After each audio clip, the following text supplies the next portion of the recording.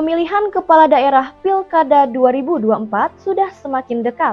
Alat peraga kampanye APK dari beberapa calon Bupati Garut, Jawa Barat sudah mewarnai di sejumlah titik lokasi di jalan protokol nampak terpampang foto berukuran besar di billboard di jalan utama Kabupaten Garut. Foto mantan Wakil Bupati Garut, Helmi Budiman, dan istri dari mantan Bupati Garut, Rudi Gunawan, yang juga Ketua Partai Nasdem sudah terlihat dipasang oleh relawan Hidayah. Dalam baligo yang besar tersebut ada foto Ketua Nasdem dan Ketua DPD PKS Garut, Diah Kurniasari dan Helmi Budiman.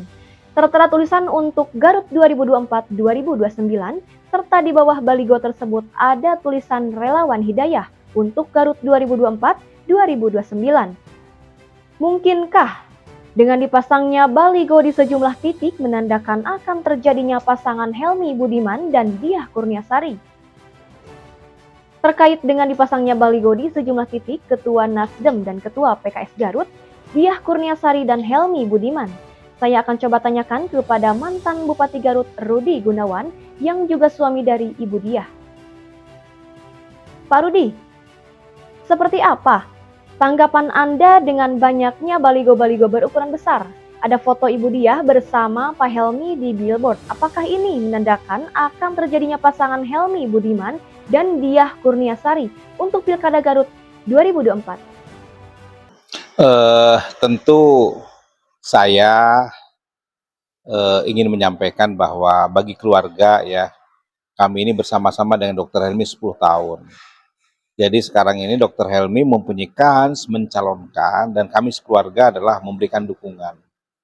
Dukungan apapun kami berikan Dr. Helmi menjadi Bupati Garut. Tapi ini kan namanya kan politik. Ibu dia adalah ketua partai Nasdem yang hanya mempunyai 3 kursi di DPR, yang tadinya 0 menjadi 3 kursi. Nah tentu komunikasi politik ini kan bisa berjalan dengan cair. Tentu PKS pun sebagai suatu partai kan punya penilaian-penilaian tersendiri. Apakah Dr. Helmi mau dengan Ibu Diah atau Ibu Diah dengan Dr. Helmi, tapi bagi kami keluarga itu saya hanya akan mengizinkan bila mana Ibu Diah itu berkoalisi dengan Dr. Helmi, itu pun kalau Dr. Helminya mau. Tapi kalau Dr. Helmi memilih yang lain ya sudah, Ibu Diah kan tidak anggota DPRD saja dari Partai Nasdem. Tadi Anda mengatakan, saya dan keluarga akan mengizinkan bila mana Ibu Diah berkoalisi dengan Dr. Helmi. Bisa dijelaskan Pak secara gamblang terkait pernyataan itu? Silahkan ditanggapi Pak Rudi. Karena saya itu adalah pendukung Dr. Helmi. Di Pilkada 2024 ini, saya itu akan dukung Dr. Helmi. Kalau misalnya Nasdem berdiri sendiri mendukung orang lain, kan tidak sejalan dengan saya. Jadi saya hanya akan mendukung Dr. Helmi. Bukan berarti Ibu Diah harus dengan Dr. Helmi. Saya mendukung Dr. Helmi. Kalau Ibu Diah mau mencalonkan jadi wakil bupati, ya harus sejalan dengan saya. Ya itu harus didukung dengan Dr. Helmi. Tapi kalau Dr. Helmi ada yang lain, ternyata Dr. Helmi punya penilaian-penilaian yang lain dengan partainya. Ini kan politik. Kami tetap mendukung Dr. Helmi. Gitu. Pak Rudi, ini yang terakhir sekaligus closing statement dari Anda. Seperti apa gambaran peta politik menuju Pilkada Garut dilihat dari pengamatan Anda?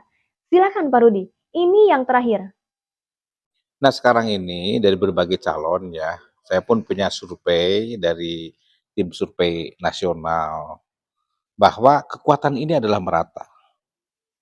Jadi di situ kan ada figur Pak Dr. Helmi, ada figur Pak Dr. Sakur, ada figur Pak Agus Supriyadi, ada figur Pak Dadan, juga ada Dr. Hilman ya, ada figur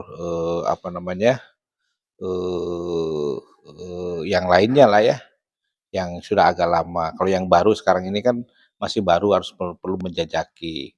Siapapun sekarang ini mempunyai kekuatan yang sama. Meskipun sekarang partai politiknya dapat sekian kursi, tapi tidak akan berbanding lurus. Ini adalah pilkada figur orang. Kalau pileg itu adalah menyangkut ideologi orang terhadap partai, keluarga, domisili, dan kekuatan finansial. Tapi kalau pilkada, ya, pilkada sekarang ini adalah figur juga tidak cukup, mesin politik partai juga tidak cukup, tapi yang penting itu dia berpasangan dengan siapa. Jadi yang menentukan dalam politik sekarang ini, siapapun mempunyai nilai yang rata lah. Satu adalah dia harus mempunyai kemampuan untuk bisa menerjemahkan apa yang disebut dengan berbagai hal yang harus disempurnakan, diperbaiki dan sebagainya dari saya yang 10 tahun. Tapi saya dan Dr. Helmi 10 tahun, ada 5 tahun. Di periode kedua kita tidak maksimal. Pertama ada COVID 3 tahun, realokasi, refocusing. Akhir-akhir ini kita terbebani dengan kebijakan P3K yang nilainya hampir 350 miliar. Untuk ngebangunnya jadi tidak ada. Dan ada lagi hal yang berhubungan dengan politik anggaran pemerintah pusat. Tapi dengan Undang-Undang Nomor 1 Tahun 2022 tentang hubungan keuangan pemerintah pusat dan daerah, sekarang kita akan ada pendapatan tambahan dari pajak kendaraan bermotor dengan provinsi. Mungkin kita tambah 200 miliar. Nah, ini harus paham juga. Jadi karena masyarakat kan menginginkan jalan masih butut. Benar, jalan masih butut karena Banpop tidak ada untuk jalan sekarang ini. Nggak tahu Banpop untuk apa. Kan diserahkan ke desa sekarang itu. Desa-desa terima duit langsung dari provinsi. Saya juga itu boleh-boleh saja ada aturannya. Tapi kan jalan kan jadi tidak rusak, tapi jalan di desa mungkin jadi bagus gitu. Kan sama-sama aja. Nah, sekarang ini bagi saya siapapun yang akan jadi bupati ditentukan oleh dua hal. Satu, chemistry dengan wakil, yang kedua adalah finansial. Sekarang jangan berharap jadi bupati tanpa ada finansial. Tidak bisa. Semua harus ada finansial. Selamat berjuang kawan-kawan. Ayo, jadikan Garut lebih baik lagi. Mantap.